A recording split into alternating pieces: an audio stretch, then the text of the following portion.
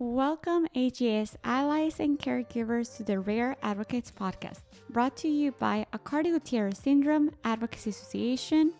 I'm Betty, your host, and mom to Noah, who battles with Aicardi-Goutieres Syndrome. So in today's episode, it's actually a new segment. It's a mini podcast episode. So this mini podcast episode is actually designed specially for our Aicardi-Goutieres Syndrome Advocacy Association community. So in under 10 minutes, we will provide you with the latest updates on how we're supporting families and advancing Aicardi-Goutieres Syndrome research. So stay tuned for valuable insights and updates on ongoing efforts. Hi, Devin. How are you doing? Hi, Betty. Thanks for having me. I'm excited. We provide everyone with updates and have the audience also and the community ask us questions.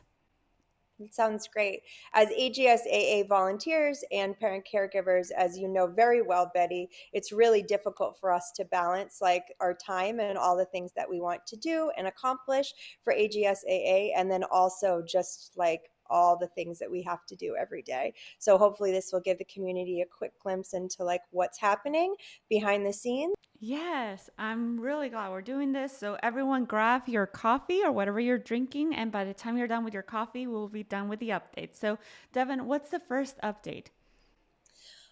So the first update is based on like the organization itself. So as the community continues to expand, I think we have, Betty, over like 1,200 members now on the AGS Family Support Group. So we realized at AGSAA, especially this year, that we can't do this by ourselves, right? And we need help. And so we say a lot that AGS means like always growing stronger. And we need to be stronger at AGSAA and realize that this can't all fall on the shoulders of parent caregivers. And there are so many experts that can help us in this space to work smarter and faster. So one of the things we're really excited to announce is that we've brought on our first contractor role this March, a genetic counselor named Shannon Wheelock. And so she's going to be filling the part-time role of patient advocate at AGSAA. So she will be a contractor who's working with us on a part-time basis. And we also want to revive our internship program and expand our outreach to grad schools so that we can have additional budding experts who have patient advocacy requirements in their rotations and things like that. So we're really looking towards growing our capacity at the organizational level, and then hopefully also finding better opportunities for parent caregivers to still volunteer and raise their hand, but for specific, like very clearly defined projects that they can dip in and out of that will help them be able to balance this like more realistically with their everyday lives. Maybe this can be like a call out that if you thought about maybe joining and helping volunteer, definitely reach out to Devon or myself. And, if you have a specific project in mind or idea, those are the best ones that, there's short-term commitment. And we have had a couple of volunteers do that in the past. So shout out to all our volunteers. You know who you are. So Speaking of that's other projects, what's yes. update number 2? So another thing we've talked about a lot in the past few years is the need for us to share our stories. And our stories are kind of like our superpower. And it's what we can bring to the table as parents and patients. And that has been a little bit of a tricky road for us to figure out how we can effectively do that in a way that honors the family's experiences, but also their privacy and their time and their capabilities and bandwidth.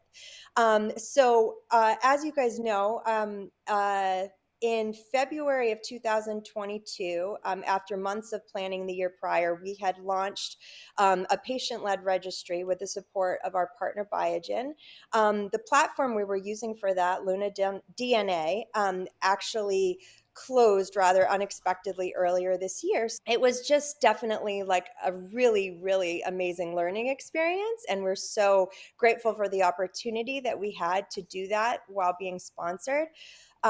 But I think we're pivoting in a different way that's going to be a lot easier for families to see the value and to participate in. We want to be able to complement research and drive change faster.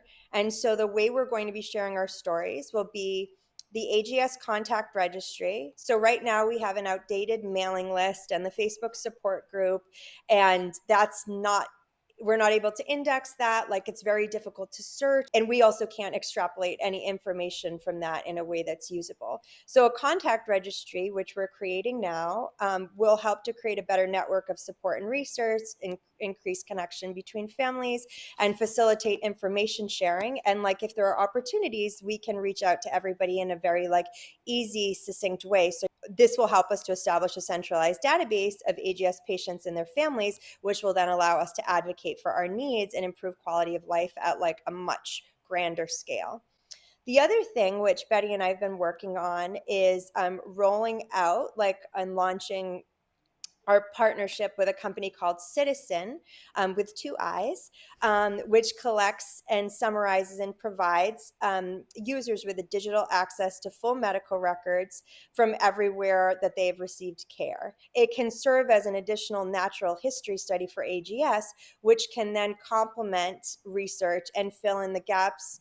And then that can help us and researchers unlock treatments and opportunities for AGS in a way that's validated and like captured, as opposed to sharing our experiences solely on the Facebook support group, of which we're doing now. And that's such a rich place to find information. And I'm so grateful to all of the families that participate and share their stories and their experiences and their wisdom in that space. But it's just really difficult for us as an organization to look at that and then be like, okay, now we understand like a bird's eye view of what our families need, because you have to kind of go so deep and there's so many different topics that come up. Recap things a little bit. For the second update, so there's going to be 2 call to actions. And so the first one is when you start seeing in social media posts about Ciitizen, know that that is a way that you can contribute if you choose to contribute in order for us to work towards more research and potential clinical trials. So that's like the pathway that all patient advocacy groups have to go through. You do need to do this in order to move forward and work with other companies, to say that, pharmas. And so we just want to make sure that everyone understands why that call to action and why it's needed, like you said it. And then the other piece of it is like, we're always going to be present through social media, and that's Facebook. We're on TikTok. Like, that one's almost 200 people on TikTok. Instagram. We're taking it a step up, like you're saying. We're elevating it.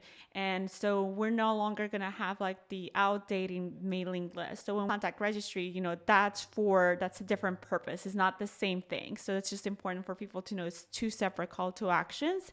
And it's not going to take away from the Facebook group, but it's in order to identify opportunities to help families more. Yeah. So basically, if we can see, for example, in medical records that so many children around the world are having difficulty with sleep, for instance, or with specific gut issues or things like that, then we can identify that across like a very broad population, instead of us each all dealing with that individually and then trying to find out on the Facebook group like how we can tackle those issues. Yes. We can still continue to do that, but it will help validate, hey, a lot of AGS families are experiencing these same things. And then we can make sure that's reflected in the data, and we can make sure as an organization we're helping the community and the clinicians and researchers that work with our community understand why this is happening and find like solutions to help families live with this in a way that has a positive impact on their quality of life.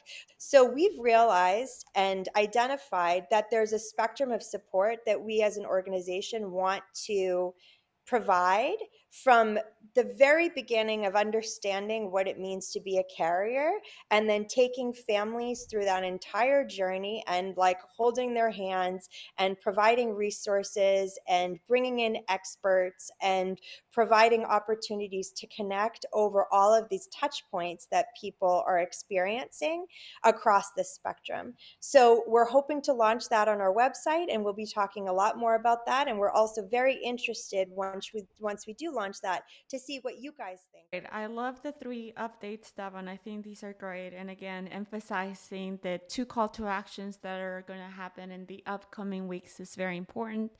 So we will keep everyone completely up to date through Facebook, Instagram, and even sometimes we do announcements on TikTok if you're there.